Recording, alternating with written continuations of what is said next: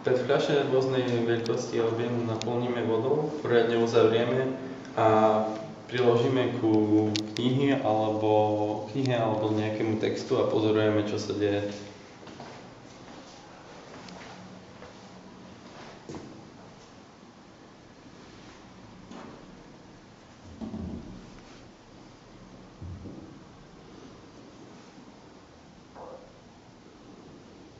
Lupa je spojená optická šošovka. Na optických šošovkách sa láme svetlo, preto zobrazené predmety vidíme zväčšene alebo zmenšene, spriamene alebo obrátene, skutočne alebo neskutočne.